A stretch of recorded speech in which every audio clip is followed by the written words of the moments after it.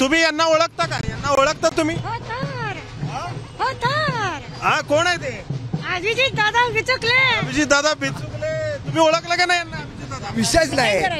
High, hello, how are you? कुठल्या विषयावर बोलतात? म्हणजे कुठल्या विषयावरती बोलतात? मोजायला त्यांनी काही ठेवलंच नाही.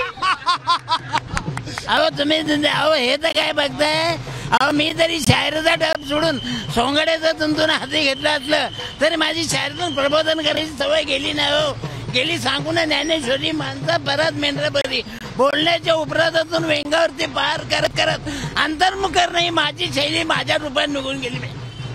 पण माझं कर्तृत्व मात्र आजमा राहिलं. अखिल भारतीय नाट्य परिषदेला खूप साऱ्या शुभेच्छा. बदलत्या जमान्यात इंटरनेट, OTT, वेब सिरीजच्या या सगळ्या कालखंडामध्ये देखील मराठी नाटक तितक्याच ताकदीने उभा आहे आणि प्रेक्षकांचा तेवढाच पाठिंबा या मराठी नाट्य चळवळीला किंवा नाट्यविश्वाला मिळतो आहे. या खंबीर आत्मविश्वासाने पुण्यामध्ये पिंपरी चिंचवडमध्ये 100वे नाट्य संमेलन साजरं होतंय. या निमित्ताने पुण्यातील बालगंधर्व रंगमंदिरापासून गणेश कला क्रीडा रंगमंच इथपर्यंत एका नाट्यदिंडीचं, नाट्य यात्रेचं आयोजन करण्यात आलंय. बाईक रॅली सुरू आहे. त्याचबरोबर अनेक सजवलेले रथ या नाट्य यात्रेमध्ये सहभागी झालेत आणि या रथांवरती आरूढ झालेत मराठी नाट्यविश्वातील अनेक दिग्गज कलावंत, अनेक दिग्गज दिग्दर्शक आणि नाट्य चळवळीला ज्यांचं योगदान लाभलंय असे अनेक जण. पुण्यातील टिळक रस्त्यावरती ही यात्रा आहे. आपण अनेकांशी संवाद साधणार आहोत. आपल्यासोबत प्रशांत दामले आहेत, मेघराज राजे भोसले आहेत. सुरुवात मात्र आपण सर तुमच्यापासून करूयात. या बाजूनी सर, आतापर्यंत मराठी नाटक वेळोवेळी बदलत गेलं, मात्र आज ज्या स्वरूपामध्ये एंटरटेनमेंटकडे किंवा एकूण मनोरंजनाकडे पाहिलं जातं, तर या पार्श्वभूमीवरती मराठी नाटकाची आजची परिस्थिती आणि भविष्य तुम्ही कसं बघता आहात? नाट्य संमेलन तर खूप जोरात आपण साजरं करतो आहोत. नाट्य संमेलन हा या नाट्य चळवळीचा एक महत्वाचा भाग आहे आणि या नाट्य संमेलनाच्या माध्यमातून अनेक विविध पद्धतीचे कलावंत एकत्रित येतात. प्रायोगिकवाले येतात, व्यावसायिकवाले येतात, कठपुतल्याचे खेळ करणारे येतात. या सगळ्या विविध लोकांच्या माध्यमातून नाट्य चळवळ विकसित होत राहते आणि नाट्य संमेलनाचा हेतू हा आहे की वेगवेगळ्या क्षेत्रामध्ये काम करणाऱ्या कलावंतांनी एकत्रित येणं, त्यांचे प्रश्न समजून घेणं आणि चळवळ पुढच्या दिशेनं कशी जाईल याचाही उहापोह नाट्य संमेलनामध्ये होत असतो. आणि काळ बदलला तसं काळाच्या बरोबर नाटकही बदलत जातं आणि जो समाज किंवा जे नाटक किंवा जी कला काळाबरोबर बदलत नाही ती नष्ट होत जाते. म्हणून नाट्य चळवळीचा हा मुख्य हेतू आहे की जसा काळ येईल तसं काल सुसंगत कार्य करणं, समाज प्रबोधन करणं, लोकांना कार्यान्वित करणं आणि मराठी माणसाचा जो नाटक हा बुलंद आवाज आहे तो नेहमीसाठी कार्यरत ठेवणं हा या नाट्य संमेलनाचा, नाट्य चळवळीचा किंवा प्रशांत दामले किंवा अनेक कलावंत या संमेलनाच्या निमित्तानं पुणे नगरीमध्ये एकत्रित आलेले आहेत. हा एक मोठा दिलासा देणारा, कारण नुसते नाट्य कलावंत नाहीत तर राजकीय क्षेत्रातील अनेक म्हणजे शरद पवारांपासून अजितदादापासून तर मुख्यमंत्र्यापर्यंत राज ठाकरे, उपमुख्यमंत्री अनेक नाना पाटेकर सुद्धा या संमेलनामध्ये सामील. याचा अर्थ असा होतो की सगळ्या लोकांना नाट्य चळवळीबद्दल अत्यंत आस्था आहे आणि मराठी माणसांचा केंद्रबिंदू, मानबिंदू सतत जपला पाहिजे याची मोठी खूण आहे. तर अनेक दिग्गज कलावंत आहेत जे आज हयात नाही आहेत. यांचे जे नावाने 2,500 शो केलेत आतापर्यंत महाराष्ट्रात. 16 जिल्ह्याचे पोलिसांचे कार्यक्रम केलेत. पण दादांचं नाव कुठेतरी त्या रोडला किंवा थिएटरला द्यायला हवं असे माझं मत आहे. थोडे एक दादांची झलक द्या ना. अहो तुम्ही अहो हे तर काय बघताय. अहो मी जरी शायरीचा डब सोडून सोंगड्याचं तुंतून हाती घेतलं असलं तरी माझी शायरीतून प्रबोधन करायची सवय गेली नाही हो. गेली सांगून ज्ञानेश्वरी माणसं परत मेंढर बरी बोलण्याच्या उपरातून वेंगावरती पार करत करत अंतर्मुखर नाही माझी शैली माझ्या रूपात निघून गेली. पण माझं कर्तृत्व मात्र आजमा राहिलं. मराठीला एक बरोबर संपलो. अहो मी तुमचा काय सामान्य माणूस, लहानपणापासून कलेची आवड असताना अनेक कला पथकात, बँड पथकात काम करत करत जगाला कळ कधी लागणार, जगाला कळ कधी लागणार. अहो लागणार. अहो या वर्षी जरी कमी पडली ढगाची कळ तरी पुढल्या वर्षी भरपूर पाऊस पडणार. शेतकरी सुगी व्यवस्थित होणार.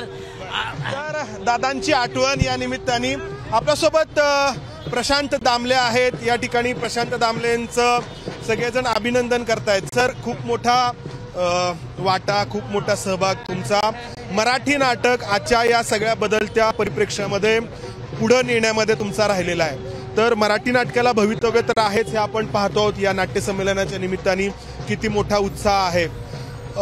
तुम्ही नवीन पिढीला काय सांगाल जे नाटकात येऊ पाहते आहे? कारण इतका सगळा म्हणजे एंटरटेनमेंटचा पस बदलतो आहे, इतका सगळा व्याप बदलतो आहे, लोकांच्या संकल्पना बदलत आहेत. मला असं वाटतं की मुळात संयम हा फार महत्वाचा आहे.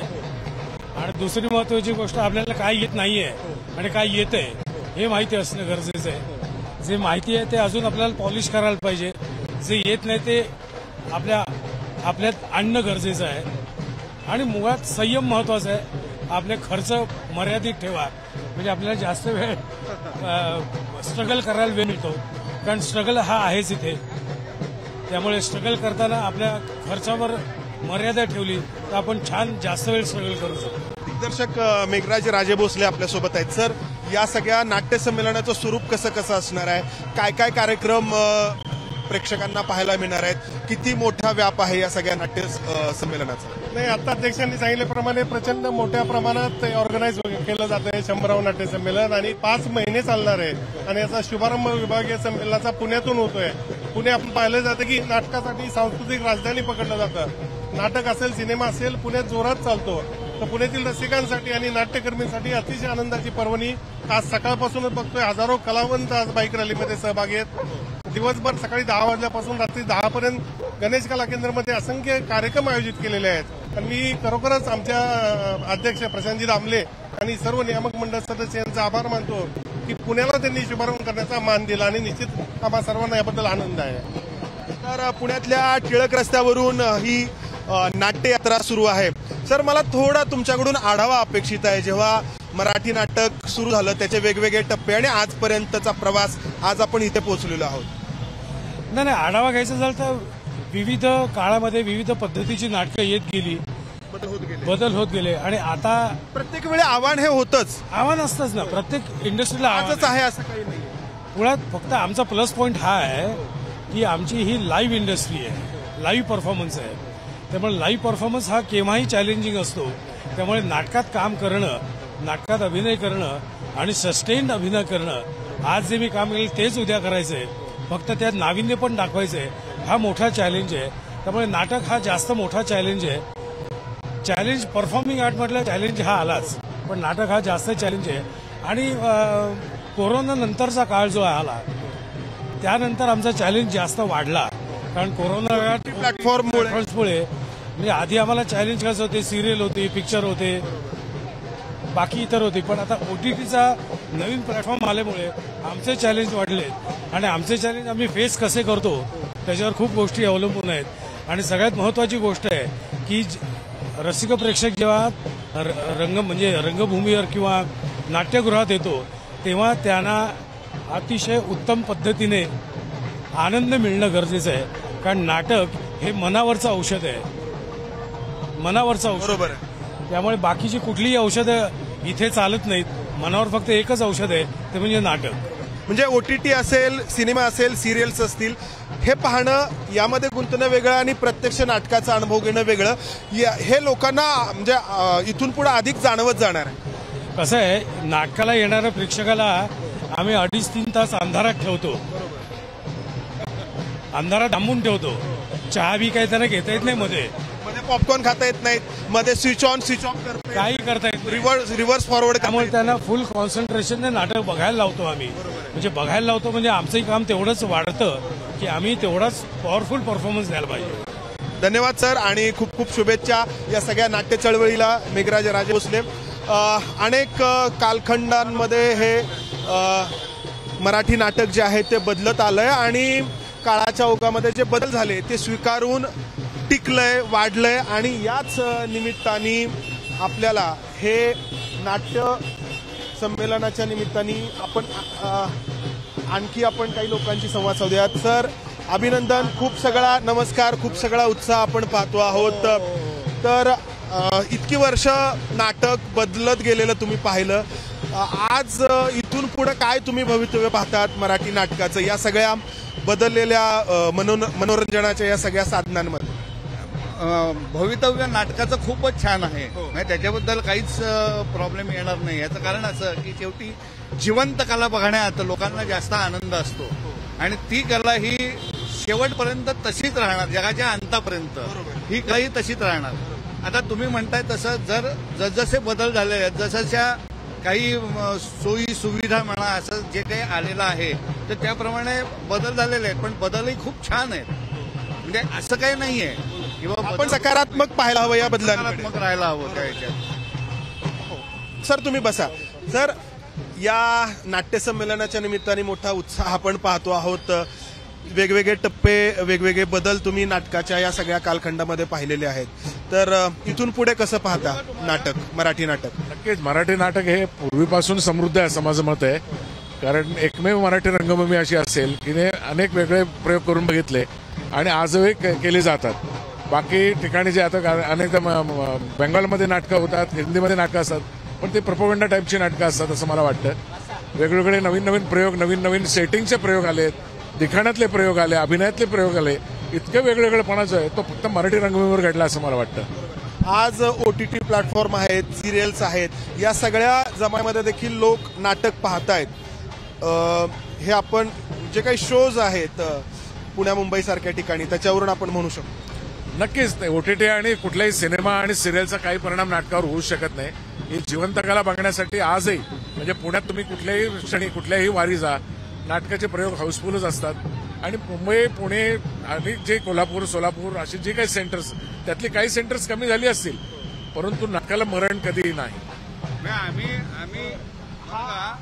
आम्ही इथपर्यंत म्हणजे बाहेरच्या राज्यातनं सुद्धा ज्या वेळेला आम्ही नाटकाचे प्रयोग करायला जातो त्यावेळेला आम्हाला मराठी ऑडियन्स हा भरपूर मिळतो. म्हणजे सगळ्या ठिकाणी इंदोरला मिळतो, बेळगावला मिळतो, हैदराबादला मिळतो, हैदराबादला सुद्धा ऑडियन्स मिळतो, सगळीकडे. हा सॅन्टा बोलक्या बाहुल्यांचा प्रयोग आपण झपाटलेला मध्ये पाहिला असेल. हॅलो, तुझं नाव काय? Santa Claus. Santa Claus. तू कुठे निघालाय? नाट्य संमेलनाला. अरे वा, नाट्य संमेलनाला काय काय नाट्य संमेलनामध्ये? माझ्यासारख्या सिनियर सिटीजन साठी इथे जागा केलेली आहे. अरे वा, पण तू तर OTT प्लॅटफॉर्मवर, सिरियल्स वरती, सिनेमांमध्ये असायला हवं. मराठी नाटकाची काय तुला आवड आहे? कृष्णा झाला तरी नाट्य संमेलनासाठी थांबला नाही. तर ही गंमत आहे. मॅडम, मी चैताली माझगावकर भंडारी. चैताली माझगावकर भंडारी या सॅन्टाच्या माध्यमातून मग या मराठी नाट्य संमेलनाला शुभेच्छा कशा देशील तू? दाहुली नाट्य सुद्धा याच्यामध्ये आहे आणि सगळ्या रसिकांनी धरून या संमेलनाला प्रतिसाद द्या. थँक्यू, धन्यवाद. तर या सॅन्टाच्या या शुभेच्छांसह आपण बोला. नाट्य संमेलनात सगळ्यांचं स्वागत आहे. सगळ्यांनी भरभरून आनंद घ्या. आणि आम्ही एकपात्री कलाकार हे सुद्धा नाट्याचेच भाग आहोत. तर आमच्यातर्फे सुद्धा संमेलनात आम्ही सगळ्यांनी सहभाग घेतलेला आहे आणि सगळ्यांना खूप खूप शुभेच्छा. सगळ्यांनी खूप गर्दीने या आणि आनंद घ्या संमेलनाचा. नमस्कार, मी रजनी भट. 100वे नाट्य संमेलन पुण्यातून होत आहे आणि उत्साहाने होत आहे आणि त्याचे आम्ही सहभागी आहोत, भागीदार आहोत. याचा आम्हाला खूप आनंद होतोय. सर्व कलाकारांना याबद्दल शुभेच्छा, मनपूर्वक अभिनंदन. या 100व्या नाट्य संमेलनाच्या निमित्तानं मी पुणेकरांचे आभार मानते. कारण प्रत्येक गोष्टीत 35 वर्ष काम करत असताना रिक्षावाले, सगळे ट्रॅफिक पोलीस, त्याच्यानंतर पोलीस या सगळ्यांच्या सहकार्यामुळे आम्ही लेडीज कलावंत सुखरूपपणे घरी जातो रात्री प्रयोग करताना. त्यामुळे हे मला अत्यंत आवश्यक वाटते सांगावं.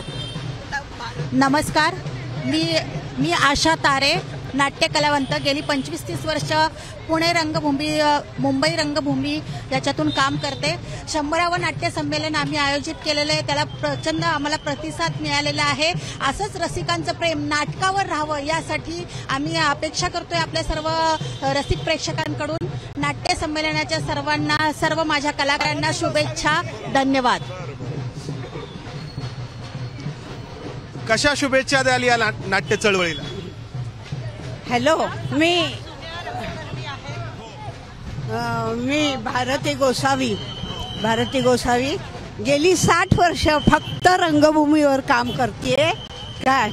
आता हे 100वे नाट्य संमेलन आहे, तर 60 वर्ष मी नाट्य संमेलनाचे म्हणजे अनुभव घेतलेला आहे काय. तर आता 100 वर्ष झाली आहेत, आणखीन वाढू देत. मराठी नाट्य समाधानी आहात? समाधानी आहे. वा. आयुष्यभर नाट्य चळवळीमध्ये नाटकामध्ये काम केल्यानंतर हे समाधान यांना लाभलं आणि हे समाधानच मराठी नाटकाला पुढे नेत आलंय. अनेक कलावंत आहेत. अभिजित बिचुकले पण या रथावरती आपल्याला पाहायला मिळत आहेत. दादा, नाटक आणि टीव्हीवरचा सिरियल्स मधला परफॉर्मन्स काय फरक आहे? ऍक्च्युली नाटक दोन्हीकडे करावं लागतं. मंदार, मला सांगावं असं वाटतंय, 10वी पास झालो आणि 11वी मध्ये 16.5 वर्षांचा असल्यापासून नाटकामध्ये काम करायला लागलो. हौशी कलावंत. तिथून राज्य नाट्य स्पर्धेला कित्येक वेळा गेलो आणि 23 मे 1996 त्या ठिकाणी पहिलं पुस्तक प्रकाशित केलं. त्यामुळे गेली 27 वर्ष मी कंटिन्युअसली कला क्षेत्रात आहे आणि कला हे माझ्या रक्तात आहे असं म्हणायला काही अडचण नाहीये. पण गंमत अशी की माझ्यातल्या सामाजिक कार्यकर्त्यानं आणि राजकीय नेत्यानं त्या ठिकाणी माझ्यावरच स्वतःवरती अन्याय केला असं वाटतं. कारण बऱ्याच वेळा आपण बघितलं की मंदार गोंजारी जेव्हा माझ्या पुढे आला त्याच्या वेळेला तो राजकीय प्रश्न विचारत होता. आज मी पूर्ण कलाकार आहे. पूर्ण म्हणजे पूर्ण त्या ठिकाणी पूर्ण कलाकार आहे मी. कुठलंही मनात राजकारण नाहीये. आज तुम्ही यांना ओळखता का? यांना ओळखता तुम्ही? हा, कोण आहे ते? अभिजित दादा बिचुकले. अभिजित दादा बिचुकले. तुम्ही ओळखलं का नाही यांना? अभिजित दादा विषयच नाही. हाय, हॅलो, हाऊ आर यू? तुम्ही इंटरव्ह्यू घेणार का यांचा? काय विचारणार? हे खूप सगळं बोलतात. काय बोलतात ते? म्हणजे कुठल्या विषयावर बोलतात? म्हणजे कुठल्या विषयावरती बोलतात? मोजायला त्यांनी काही ठेवलंच नाही. तर ही मजा पुढचे 3 दिवस पुण्यामध्ये पिंपरी चिंचवडमध्ये अनुभवायला येणार आहे. एक शेवटच्या शुभेच्छा या नाट्य संमेलनासाठी तुमच्या सॅन्टाकडून. नमस्कार, मी चैताली माजगावकर भंडारी आणि हा आहे माझा सांता क्लॉज. सांता क्लॉज, तू या गाडीत काय सदी ते सांग. नीटन सिनियर सिटीजन आहे. क्या बात आहे. सिनियर सिटीजन म्हणून त्यांनी जागा मिळवलेली आहे इकडे. आणि एबीपी माझाला पण खूप साऱ्या शुभेच्छा. अखिल भारतीय नाट्य परिषदेला खूप साऱ्या शुभेच्छा. धन्यवाद मंडळी. तर मराठी नाटक काळाचे बदल स्वतःमध्ये सामावून घेत आलं आणि त्यामुळे या सगळ्या बदलत्या मनोरंजनाच्या परिप्रेक्ष्यामध्ये देखील टिकून आहे आणि हे टिकणंच खऱ्या अर्थाने या ठिकाणी साजरं होत आहे. पुढचे 5 महिने महाराष्ट्रातल्या वेगवेगळ्या शहरांमध्ये हे नाट्य संमेलन या निमित्ताने ही नाट्य चळवळ पोहोचणार आहे. अर्थातच आव्हानं मोठी आहेत. OTT प्लॅटफॉर्म असतील किंवा मनोरंजनाची बदलती साधनं असतील, मात्र या सगळ्या कलावंतांचा जो काही आवाज आहे, जी काही हिंमत आहे ती बुलंद आहे. कॅमेरामन विजय राऊत, मंदार गोंजारी, एबीपी माझा, पुणे. एबीपी माझा, उघडा डोळे बघा नीट.